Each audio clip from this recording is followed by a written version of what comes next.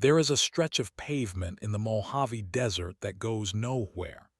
It is cracked, faded, and bleached white by the relentless sun. Weeds are growing up through the center line. If you stand there in the silence, you can hear the wind whistling through the skeletons of old gas stations and the broken windows of motels that haven't rented a room in 40 years. But if you listen closer, really listen, you can hear something else. You can hear the rumble of a 1957 Chevy Bel Air. You can hear the laughter of a family on their way to the Grand Canyon. You can hear the clinking of coffee cups in a diner packed with soldiers returning from war and dreamers heading west to find their fortune. This broken strip of asphalt isn't just a road. It is a scar across the heart of America. For 50 years, this was the main street of the nation. It was the Mother Road. It was the path of escape during the Dust Bowl and the path of victory after World War II. It was the physical embodiment of the idea that in America, you can always move forward. And then almost overnight, we killed it. We didn't just stop driving on it. We erased it. We bypassed it. We left the people who lived along it to wither and die in the shadow of the new, soulless superhighway. Tonight, we are going to travel the 2,400 miles of the Ghost Road. We are going to meet the survivors who refuse to leave. We are going to explore the neon ruins of a time when the journey mattered more than the destination. And we are going to ask the question, did we lose our soul when we gained our speed? If you have ever felt a pang of nostalgia for a time you never lived in, if you love the open road and the stories hidden in the dust, please hit that subscribe button. We are about to take the ultimate road trip into the past. To understand the ghost, you have to understand the birth. Route 66 wasn't built all at once. It was stitched together in 1926 from a patchwork of local trails and wagon paths. It connected Chicago to Los Angeles. It connected the cold, industrial North to the warm, golden West. It was the first time a farmer in Oklahoma could get in a Model T and drive all the way to the Pacific Ocean without getting lost in the mud.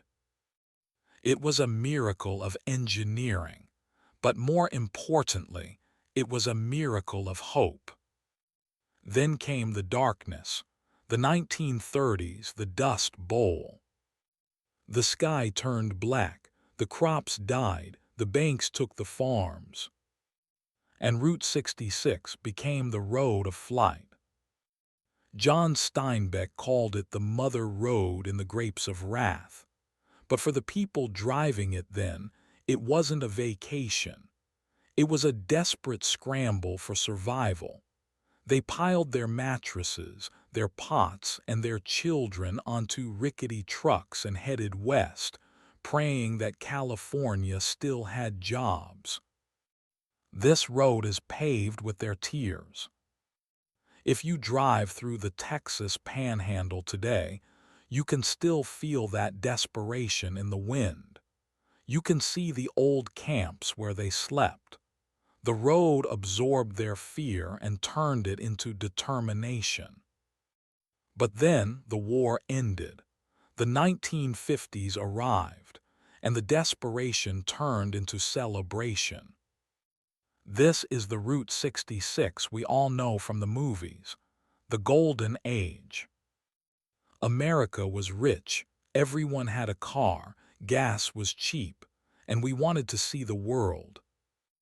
The road exploded with life. Mom and pop businesses sprang up like wildflowers after rain. They knew that to get you to stop, they had to be different. They had to be weird. So they built the wigwam motels, where you could sleep in a concrete teepee. They built the blue whale of Catoosa, a giant smiling whale in a pond. They built giant cowboys and giant soda bottles. It was a carnival that stretched for 2,000 miles. It was the era of the neon promise. At night, the road didn't look like a dark highway. It looked like a river of liquid fire. Red, blue, green neon buzzing and flickering, inviting you in for a slice of pie, a cold beer, a soft bed. It was a community.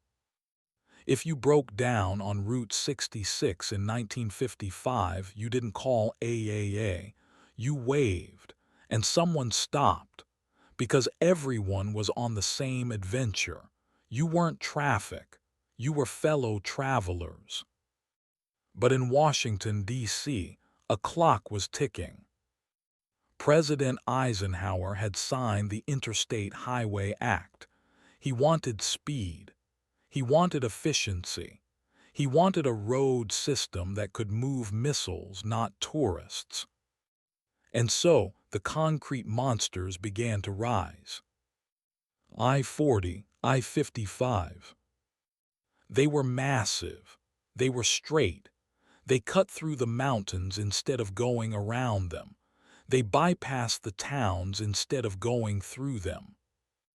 The death of Route 66 didn't happen with a bang.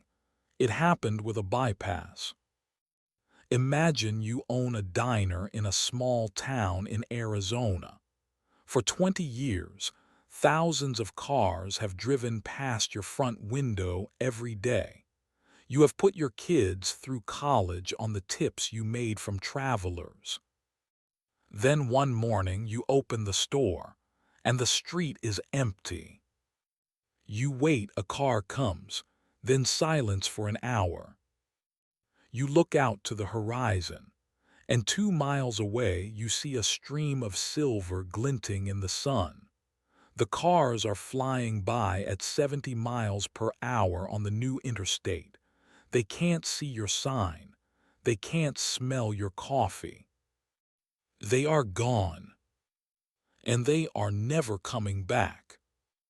This happened to hundreds of towns: Seligman, Glen Rio, Tucumcari. Overnight, they became ghost towns. The businesses held on as long as they could, but you can't survive without blood flow. The interstate was the bypass surgery that cut the artery to the heartland. By 1985, Route 66 was officially decertified. It was removed from the maps. The government literally took down the signs. They tried to erase it. But you can't erase a memory. So let's drive it today. What is left? It is a journey of haunting contrasts. You drive through towns that look like the apocalypse happened yesterday. You see gas stations with 1950s pumps rusting into the earth. You see motels where the no vacancy sign is permanently broken. You feel the sadness of abandonment. It is a graveyard of the American dream. But then you turn a corner and you see something amazing. You see a fresh coat of paint. You see a neon sign that has been lovingly restored. You see a diner that is packed with people speaking German, Japanese, French. Foreign tourists love Route 66. Sometimes they love it more than we do. They come because they want to see the real America. They don't want the sanitized Disney version. They want the grit. They want the history. And because of them, the road is waking up. We are seeing a Route 66 renaissance. Young people are moving back to these ghost towns. They are buying the old motels and turning them into boutique hotels. They are reopening the burger stands. They are realizing that the interstate is boring. The interstate is a non-place. A McDonald's on I-40 in Oklahoma looks exactly like a McDonald's on I-5 in California. You could be anywhere, which means you are nowhere. But on Route 66, you are somewhere. You are in a place with a name, a place with a story. You stop at the Midpoint Cafe in Adrian, Texas. You are exactly halfway between Chicago and LA. You eat a piece of ugly crust pie. It's delicious. You talk to the waitress.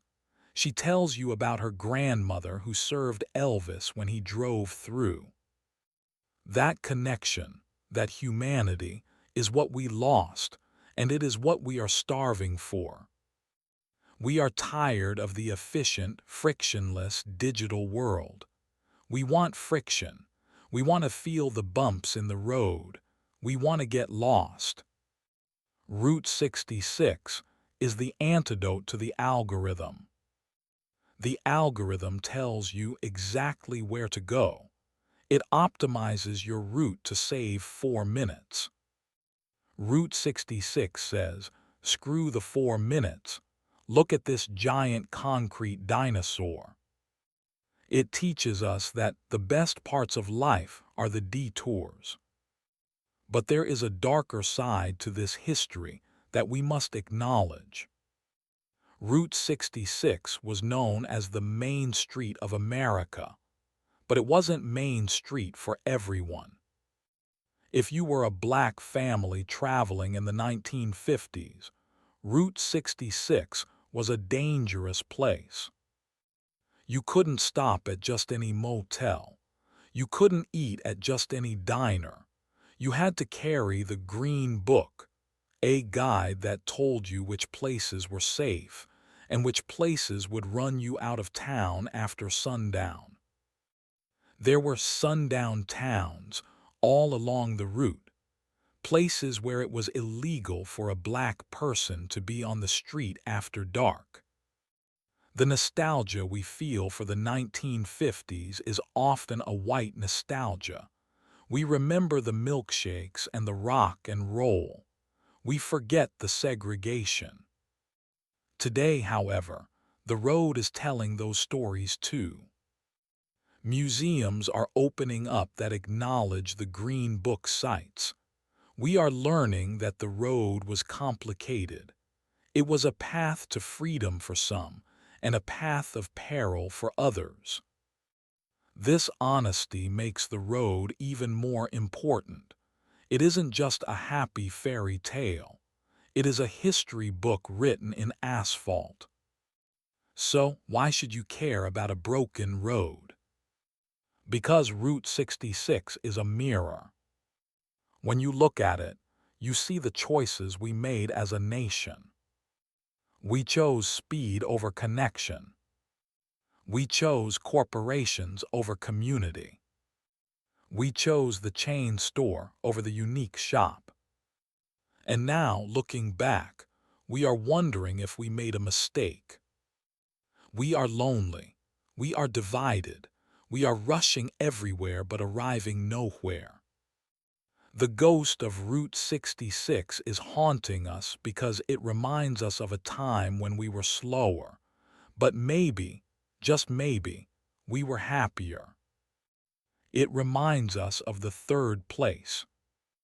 The diner counter, the motel pool, the roadside park. These were the places where Americans met each other, where a banker from New York sat next to a mechanic from Kansas and talked about the weather. The interstate isolates us in our cars. We are bubbles moving at 80 mph. Route 66 forced us to interact. I want you to imagine a future. Imagine if we stopped trying to make everything faster. Imagine if we rebuilt the infrastructure of connection. It wouldn't mean tearing up the interstates. We need them. But it would mean valuing the slow road again. It would mean taking the exit. The next time you are driving across the country, I challenge you. Don't just set the GPS to fastest route. Turn off the highway, find the old road. Yes, it will take longer. Yes, the pavement might be rough. But you will see the sky. You will see the land. You will see the ruins of the past, standing like monuments to a forgotten civilization. And you might meet someone. You might meet a man in Seligman, Arizona, who is still shaving faces in the same barber shop his father built. You might meet a woman in Oklahoma who is painting murals on the side of a crumbling brick building. They are the guardians of the ghost. They are waiting for you. They are waiting to tell you that America isn't dead. It's just hidden. It's hidden behind the bypass. It's hidden in the dust. But the heart is still beating. Can you hear it? Thump, thump, thump, thump. It sounds like tires on old concrete. It sounds like a song you forgot the words to, but you still hum the melody. Get your kicks. Get your soul back. Drive the road. If this trip down the broken pavement stirred something in your memory, if it made you want to pack a bag and head west, please hit that like button. It helps us keep the lights on in the ghost town. And share this with someone who loves cars, history, or just a good story. Tell them, let's take the long way. Hit subscribe. We are going to keep exploring the ruins and the rebirths of this country. Let me know in the comments, have you ever driven a section of Route 66?